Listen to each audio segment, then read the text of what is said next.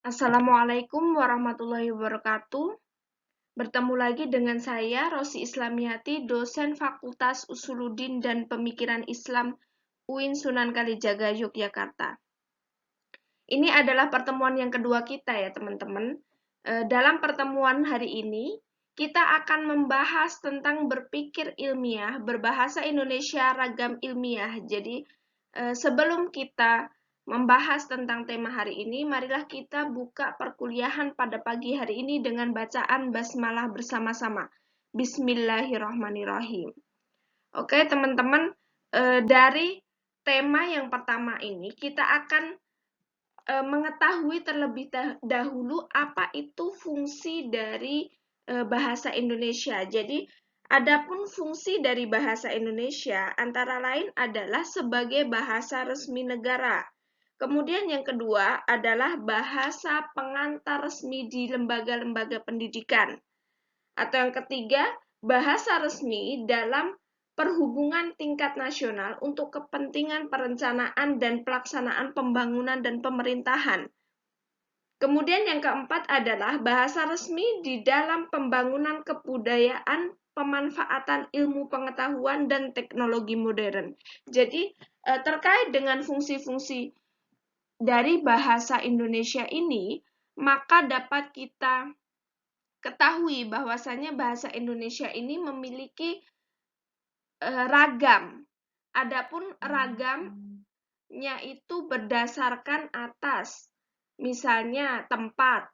Tempat itu ada dialek orang Madura dengan dialek orang Jawa itu sangat berbeda. Atau kemudian penutur itu ya tergantung orangnya yang ngomong, misalnya golongan cendekiawan, golongan bukan cendekiawan. Atau terkait dengan sarana berarti bisa ragam lisan dan juga ragam tulisan.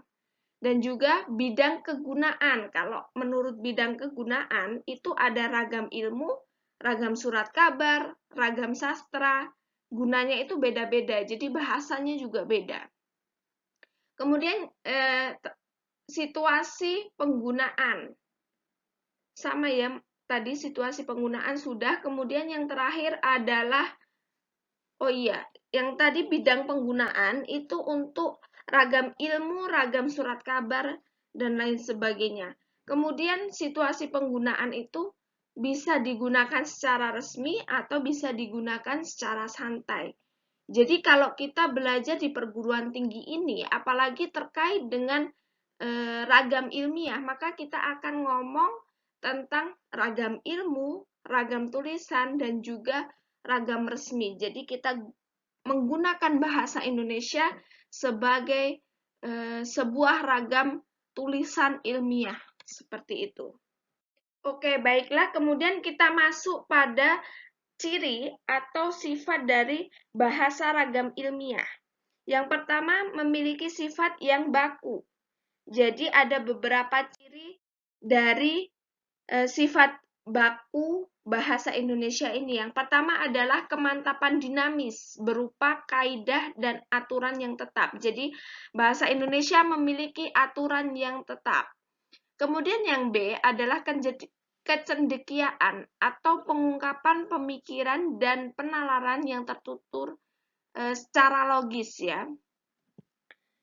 Kemudian yang ketiga adalah keseragaman yang digunakan oleh anggota masyarakat suatu bangsa dan memiliki gramatika SPO atau subjek, predikat, dan objek.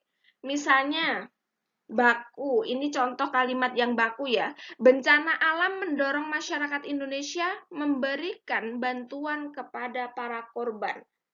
Nah, dari kata ini, bencana hingga kata korban terdiri atas kata-kata yang baku semuanya. Sementara itu, dari sisi tata bahasanya pun, kalimat di atas atau kalimat ini memiliki struktur yang lengkap. Di antaranya misalnya bencana alam ini sebagai sebuah subjek, kemudian mendorong itu predikat. Masyarakat Indonesia itu objek dan juga bantuan kepada para korban itu adalah keterangan. Nah, Selanjutnya kita akan membahas untuk membedakan mana bahasa yang baku dan tidak baku. Misalnya contohnya seperti ini, dikarenakan banyak pihak yang terlibat, pemicu persoalan yang cukup kompleks, dan lain sebagainya, konflik sosial keagamaan yang terjadi di desa itu kita perlu teliti dengan pendekatan yang komprehensif. Jadi mengapa kata ini itu tidak dianggap sebagai kalimat yang baku? Yang pertama adalah alasan kata dikarenakan. Beberapa kata yang tidak baku di dalam contoh sebelumnya adalah yang pertama dikarenakan. Kenapa dikarenakan ini bukan kata yang baku? Sebaiknya diganti dengan kata karena. Kemudian dan lain sebagainya, itu terkontaminasi dengan kata dan lain-lain yang menunjuk kata yang seragam. Kalau misalnya kita menunjuk kata yang seragam, kita sebaiknya menggunakan kata dan sebagainya atau DSB singkatannya. Kalau kita ingin menunjuk perbedaan, misalnya celana, buku, sandal, itu dan lain-lain. Tetapi kalau misalnya celana, baju, jilbab, dan sebagainya itu yang serumpun dengan celana, baju, atau pakaian-pakaian yang lain. Kemudian kata kita akan teliti. Kita akan teliti ini adalah bentuk aktif. Dan kalimat di dalam karya ilmiah itu sebaiknya kita menggunakan kalimat yang pasif. Jadi subjeknya atau bukan subjek ya, tetapi hal yang menjadi poin utama atau garis besar atau sesuatu yang harus disoroti itu datanya, bukan subjeknya, bukan kitanya gitu. Jadi diganti dengan kata pasif, yakni akan diteliti. Selanjutnya sifat ragam bahasa ilmiah. Itu yang kedua adalah denotatif dan koheren. Denotatif itu lawan kata dari konotatif. Jadi dia denotatif itu berarti makna yang sebenarnya, dan koheren itu logis. Jadi ragam bahasa ilmiah itu bukan memiliki makna ganda, dia memiliki makna yang sesungguhnya, tidak ambigu. Misalnya misalnya contohnya, untuk membantu para pengungsi, setiap mahasiswa diharapkan menyumbang mie instan sebanyak 1 kardus. Ini jelas ya, yang disumbang apa? Yang disumbang adalah mie instan sebanyak 1 kardus. Jadi 1 kardus mie instan. Jelas ya, ini adalah makna denotatif. Kemudian makna konotatifnya apa? Jika kita menulis kalimat di atas dengan bahasa seperti ini. Menyumbang 1 kardus mie instan. Jadi, menyumbang 1 kardus mie instan itu memiliki makna ganda. Menyumbang kardusnya atau menyumbang mie instannya. Itu memiliki makna ganda. Seperti itu. Oke, selanjutnya atau misalnya contoh lain, sampai saat ini masyarakat Desa Losari belum memperoleh penerangan yang memadai. Nah, penerangan ini bisa bermakna ganda atau ambigu. Penerangan itu maksudnya apa? Informasi, pencahayaan, listrik, atau yang apa gitu. Lebih baik kalau di dalam menulis karya ilmiah, kita langsung saja menyebut jangan penerangan, jangan pencahayaan, tetapi lebih langsung ke listrik ataukah informasi seperti itu. Oke, ragam atau sifat ragam bahasa ilmiah yang ketiga adalah berkomunikasi dengan pikiran.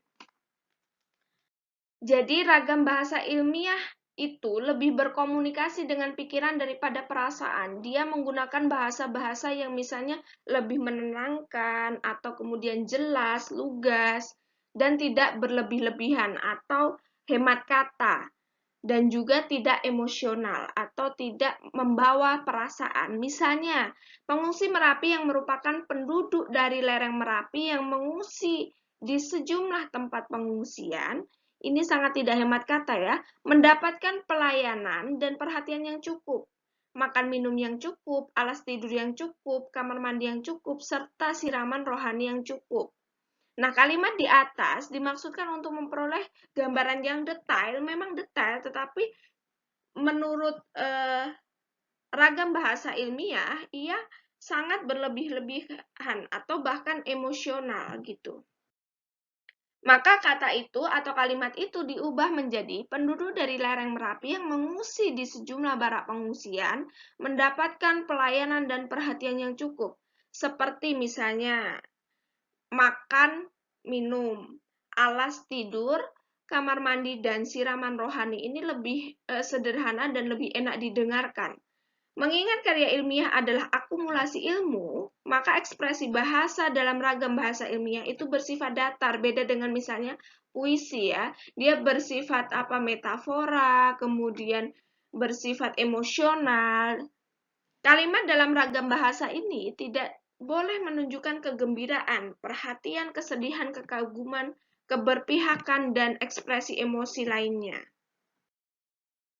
Selanjutnya, sifat yang keempat adalah kohesif.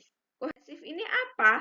Kohesif adalah hubungan antara alenia yang satu dengan alenia yang lain itu berhubungan dengan dihubungkan dengan kata hubung. Seperti misalnya, oleh karena itu, tetapi, akan tetapi, dengan demikian, dan lain-lain. Contohnya, pemilihan mahasiswa berprestasi akan berlangsung minggu depan. Itu adalah alinea yang pertama. Kemudian alinea yang kedua adalah beberapa mahasiswa tidak dapat mengikuti karena menjadi peserta Pekan Ilmiah Mahasiswa Nasional. Jadi, ini adalah dua kata yang sebenarnya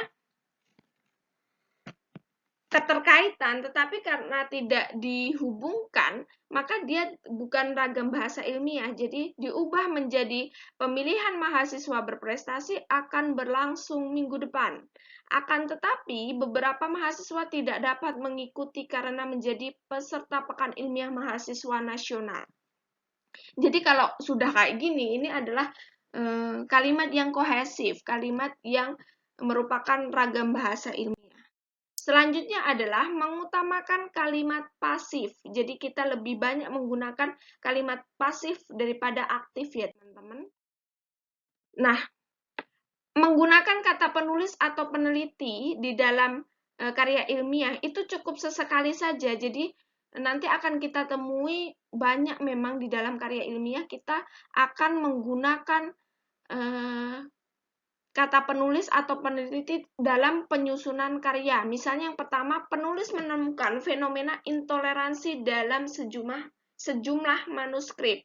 Yang kedua, penulis merumuskan beberapa masalah. Penulis menggunakan teori interpretasi, penulis menggunakan metode kualitatif, penulis menyimpulkan bahwa intoleransi dalam manuskrip itu tidak diklasifikasikan dalam 3 bentuk. Jadi, terlalu banyak kata penulis, atau peneliti, dan peneliti. Nah, sebenarnya yang menjadi fokus itu bukan penulisnya, tetapi lebih ke misalnya fenomena intoleransi dalam sejumlah manuskrip. Itu lebih penting daripada penulisnya. Beberapa masalah ini lebih penting daripada penulisnya. Jadi penulis itu cukup dituliskan di awal misalnya 1 kali. Begitu. Misalnya ini ya, contoh peneliti mengumpulkan data dalam selama 3 bulan. Nah, kata peneliti itu tidak diutamakan atau tidak menjadi poin yang besar, melainkan kegiatannya atau peristiwanya atau datanya yang lebih penting dibandingkan penelitinya. Jadi, peneliti tidak perlu sering disebut. Jadi kata ini atau kalimat di atas, peneliti mengumpulkan data selama 3 bulan, itu diganti dengan data dikumpulkan selama 3 bulan, itu sudah cukup. Selanjutnya adalah konsisten. Konsisten artinya adalah apa ya? Bentuk istiqomah lah gitu. Nah, bentuk istiqomah ini atau konsisten ini dapat dilakukan di pengembangan ide, penggunaan kata, istilah singkatan, tanda-tanda, serta penggunaan kata ganti. Yang pertama adalah pengembangan ide. Karya ilmiah yang ditulis sesuai dengan kerangka yang telah disusun sebelumnya, tidak bercabang maupun berbelok arah. Jadi kalau kita nulis latar belakang, kemudian abstrak, itu sesuai saja. Jadi apa yang kita bicarakan di latar belakang itu akan mendasari apa yang nanti akan kita bahas di pembahasan. Kemudian secara umum, latar belakang pembahasan dan lain-lain itu nanti akan kita tarik ke dalam abstrak yang tidak menyimpang dari latar belakang dan juga pembahasan. Kemudian yang kedua, penggunaan kata. Misalnya kata gender pakai huruf J. Jangan nanti ketika di awal kita menulis gender pakai huruf J, tetapi di bawahnya, di penulisan selanjutnya kita pakai kata gender pakai G atau gender dalam huruf miring. Itu namanya tidak konsisten dalam penggunaan kata. Kemudian yang ketiga adalah konsisten dalam penomoran. Misalnya kalau kita sudah pakai 1, 2, 3, maka selanjutnya kita juga pakainya 4, 5, 6. Begitu. Atau kemudian Romawi, huruf Romawi. Atau nomor Romawi. 1, 2, 3, dan lain sebagainya. Kemudian ABC besar atau ABC kecil, kemudian 1.1, 1.2. Kalau udah dari atas maka itu, ke bawah kita akan pakai itu. Selanjutnya ragam tulis berbeda dengan ragam lisan.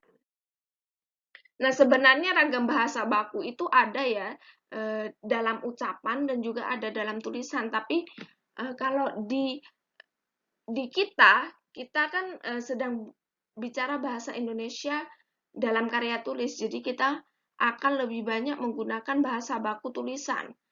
Bahasa baku lisan adalah bahasa Indonesia yang digunakan dalam percakapan lingkungan kantor, keluarga, dan lain sebagainya. Contohnya,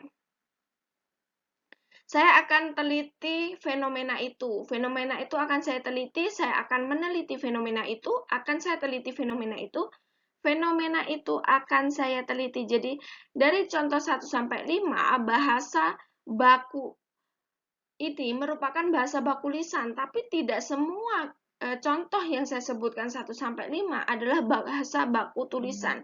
Bahasa baku tulisan hanya terdapat di nomor 3, 4, dan 5 saja. Oke, teman-teman, cukup sekian dari saya. Apabila nanti ada yang ditanyakan, kita bisa diskusi via WAG ya, via grup. Jadi, teman-teman bisa ketikkan di grup atau teman-teman bisa tanyakan di grup terkait dengan materi kita hari ini. Terima kasih. Wassalamualaikum warahmatullahi wabarakatuh.